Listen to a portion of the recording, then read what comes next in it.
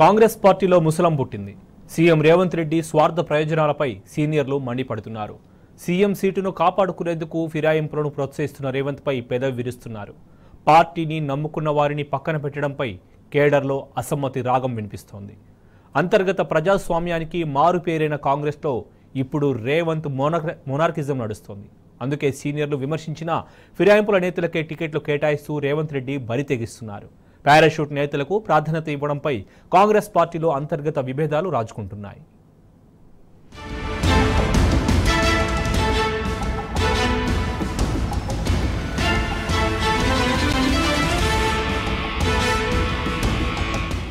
Telangana Congress party పాలన కంటే party ఫిరాయింపులపైనే దృష్టి పెట్టినట్లు తెలుస్తోంది. ప్రజలకు ప్రజాపాలన అందించడంలో రేవంత్ సర్కారు విఫలం కావడంతో ప్రభుత్వాన్ని కాపాడుకునే పనిలో పడినట్లు తెలుస్తోంది. ప్రభుత్వ సలహాదారుడు వేం నరేందర్ రెడ్డి నాయకత్వంలో ఏకంగా ప్రత్యేక టీంతో వార్ రూమ్ ను ఏర్పాటు చేసినట్లు ప్రచారం సాగుతోంది. ప్రతిపక్షంలో ఉన్నప్పుడు చెప్పిన నీతి సూక్తులన్నీ గాలికి వదిలేసి ఆయారం గాయారంపై ఫోకస్ పెట్టారనే ప్రచారం జోరుగా సాగుతుంది. ఎమ్మెల్యేల రాజకీయ, ఆర్థిక, వ్యాపార బలహీనతలను రేవంత్ రెడ్డి అవకాశంగా చేసుకొని ఫిరాయింపులను ప్రోత్సహిస్తున్నారని పొలిటికల్ సర్కిల్లో కామెంట్స్ వినిపిస్తున్నాయి.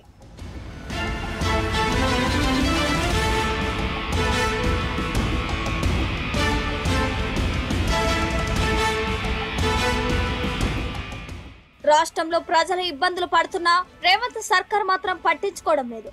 సాగునీరు లేక పంటలు ఎండిపోతున్నా, తాగునీరు లేక ప్రజలు అవస్థలు పడుతున్నా వారి వంక కన్నెత్తి చూడటం లేదు. రాష్ట్రంలో విపత్కర పరిస్థితులు ముంచుకొస్తుంటే ఆయన ఢిల్లీ పర్యటనలో బిజీగా ఉన్నారనే విమర్శలు వినిపిస్తున్నాయి. సమస్యలను పరిష్కరించకుండా తన ప్రభుత్వాన్ని కాపాడుకునేందుకు మాత్రం ప్రయత్నిస్తున్నారనే ఆరోపణలు ఉన్నాయి. అంతేకాకుండా సొంత కేబినెట్ మంత్రులపై కూడా రేవంత్ రెడ్డి నిఘా పెట్టారనే ప్రచారం సాగుతుంది. వారి కదలికలను నిత్యం గమనిస్తూ అభద్రతా భావంతో సీఎం రేవంత్ ఉన్నారని సొంత పార్టీ నేతలే విమర్శలు గుప్పిస్తున్నారు. ఏదే గాని వన్ సైడ్ వినొద్దు, నువ్వు మా మాట కూడా విను, న్యాయం చేయి అంటున్నాం. ఇప్పుడు ఏమైతుందంటే ఒక్కొక్కరికి 2 టికెట్లు అంటే ఒక ఇంట్లో ఒకరికి 3 టికెట్లు అంటే కార్యకర్తలు బాధపడుతున్నారా లేదా? వాళ్ళు చెప్పుకోలేకపోతున్నారు. ఇవాళ ఇంకొకటి వే ఉన్నదని నువ్వే అన్నావు. వే ఉన్నది కాబట్టి ప్రతి ఒక్కడు వస్తున్నాడు. వాళ్ళు మన దగ్గర రావాలి, మనం వాళ్ళ ఇంట్లోకి పోవడం అంత న్యాయం లేదండి. వేవ్ నడిచినప్పుడు ప్రతి ఒక్కడు వస్తాడు మన దగ్గరికి. అంత మాత్రాన ఒరిజినల్ కాంగ్రెస్ లకు అన్యాయం చేయొద్దని అడుగుతున్నా. ఒక ఫ్యామిలీలో 3 టికెట్లు, ఒక ఫ్యామిలీలో 2 టికెట్లు. ఫిరాయింపులపై కాంగ్రెస్ పార్టీలో సీనియర్ నేతలు సైతం సీఎం రేవంత్ రెడ్డి తీరును తప్పుపడుతున్నారు. గేట్లు ఎత్తేశామంటూ ఫిరాయింపు నేతలకు రెడ్ కార్పెట్ పరుస్తున్న రేవంత్ తీరును తీవ్రంగా వ్యతిరేకిస్తున్నారు. పార్లమెంట్ ఎన్నికల నేపథ్యంలో ఫిరాయింపుల పర్వం కాంగ్రెస్ పార్టీలో ముసలం పుట్టిస్తోంది. పార్టీలో సీనియర్లు వర్సెస్ పారాషూట్ లీడర్ల నడుమ అంతర్గత విభేదాలు బగ్గుమంటున్నాయి.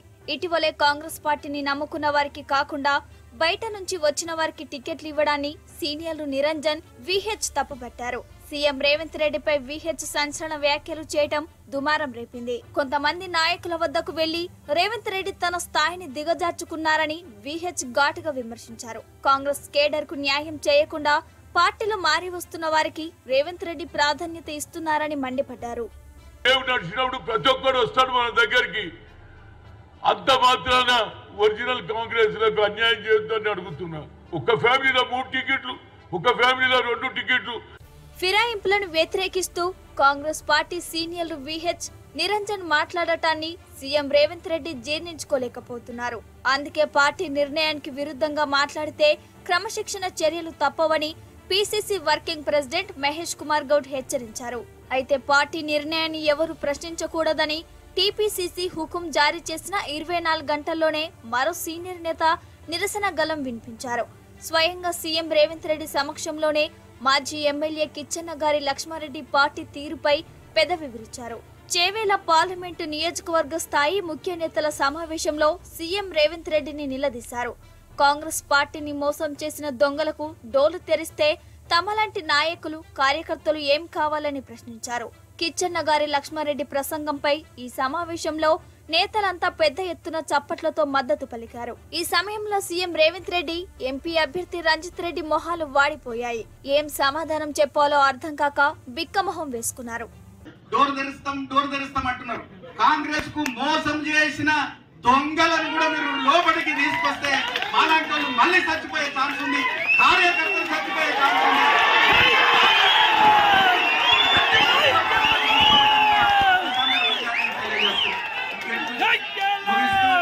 ఒక పార్టీలో ఉండి ఆ పార్టీ బీఫామ్ మీద గెలిచి ఆ పార్టీ ద్వారా పొందిన పదవులకు రాజీనామా చేయకుండా పార్టీలు మారే నేతలను రాళ్లతో కొట్టాలని గతంలో రేవంత్ రెడ్డి గప్పాలు కొట్టారని కౌంటర్లు వేస్తున్నారు. గ్రామాల్లో పిచ్చి కుక్కను రాళ్లతో కొట్టినట్లే పార్టీ ఫిరాయించే వారిని కూడా తరిమి కొట్టాలని ప్రజలకు పిలుపునిచ్చారని గుర్తు చేస్తున్నారు. మరి ఇప్పుడు పార్టీ మారిన నేతలను కూడా ఎలా కొట్టాలో రేవంత్ రెడ్డి చెప్పాలంటూ డిమాండ్ చేస్తున్నారు. రేవంత్ రెడ్డి గారు ప్రతిపక్ష నాయకుడు ఉన్నప్పుడు, పిసిసి ప్రెసిడెంట్ గా ఉన్నప్పుడు ఏమని చెప్పింది నేనంటే ఆయన అన్న మాటలు మీకు చెప్తా ఉన్నాను. ఒక పార్టీలో గెలిచి ఒక పార్టీలో చేరినోని రాళ్లతోని కొట్టి చంపాలన్నాడు. మరి వాళ్ళ రాళ్లతోని కొట్టి చంపుతారా? మరి ఇవాళ ఏం చెప్తారు? యావత్ తెలంగాణ ప్రజలకి జవాబు ఏం చెప్తారని చెప్పి నేను అడుగుతా ఉన్నాను. దానం నాగేందర్ గారిని మీరు ఏమన్నారు?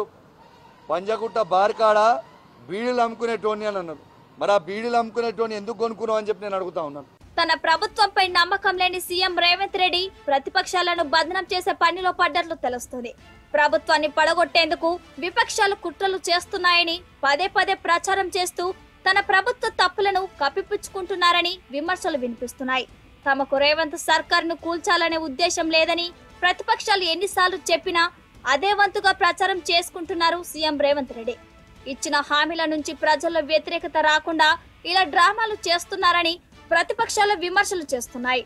నీతి సూక్తులు చెప్పడమే కానీ వాటిని ఫాలో అవ్వటం కాంగ్రెస్ డిఎన్లోనే లేదని మరోసారి రేవంత్ రెడ్డి నిరూపించారంటూ సెటైర్లు వేస్తున్నాయి. ఒకవైపు పార్టీ ఫిరాయింపుదారులను రాళ్లతో కొట్టాలని చెబుతూనే మరోవైపు గేట్లు తెరిచామంటూ ఫిరాయింపులను ప్రోత్సహించడం కాంగ్రెస్ నీచ రాజకీయానికి నిదర్శనమంటూ విమర్శలు వినిపిస్తున్నాయి. రాజీనామా చేయకుండా పార్టీ మారితే రాళ్లతో కొట్టండి, రాళ్లతో కొట్టి చంపండి. గ్రామాలలో అప్పుడప్పుడు చూస్తుంటాం, పిచ్చి కుక్కలు ఊర్లో స్వైర విహారం చేసి ప్రజల్ని కరిస్తే తరిమి రాళ్లతో కొట్టేట్లయితే చంపుతారో వాళ్ళను రాళ్లతో కొట్టించే బాధ్యత నేను తీసుకుంటా, నేనే ముందలుంటా. తెలంగాణలో కాంగ్రెస్ పార్టీ అధికారంలోకి వచ్చిన 3 నెలల్లోనే ప్రతిపక్ష నేతలపై సీఎం రేవంత్ బెదిరింపులు ఎక్కువయ్యాయనే ఆరోపణలు వినిపిస్తున్నాయి. కేంద్రంలో మోడీ చేస్తున్నట్లే రాష్ట్రంలో రేవంత్ రెడ్డి చేస్తున్నారని విమర్శలు వస్తున్నాయి. చోటే బాయ్ బడే బాయ్ ఇద్దరు కూడా విపక్ష పార్టీలను బలహీనపరుస్తున్నారు. అధికారాన్ని, అంగబలాన్ని, దర్యాప్తు సంస్థలను అడ్డుపెట్టుకుని ఈ ఇద్దరు నేతలు దిక్కుమాలిన రాజకీయాలు చేస్తున్నారని ప్రతిపక్షాలు మండిపడుతున్నాయి.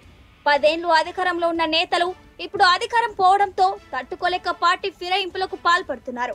పైగా తమపై ఉన్న అక్రమ కేసుల నుంచి రక్షణ కోసం, అక్రమాస్తులను కాపాడుకోవడం కోసమే పార్టీలు జంప్ అవుతున్నారనే ఆరోపణలు ఉన్నాయి. ఇప్పటికే కారు దిగి గాంధీ భవన్ మెట్లెక్కిన వారిలో కొంతమంది నేతలపై ప్రజల్లో వ్యతిరేకత ఉంది. ఇంకొంతమంది నాయకులపై అవినీతి, భూ కబ్జా, భూ అక్రమ కేసులు ఉన్నాయి. ఇలా కొందరు ఆస్తులు కాపాడుకోవడం కోసం, ఇంకొందరు వ్యాపారాలు, కాంట్రాక్టుల కోసం కాంగ్రెస్ లో చేరుతున్నారని విమర్శలు వస్తున్నాయి.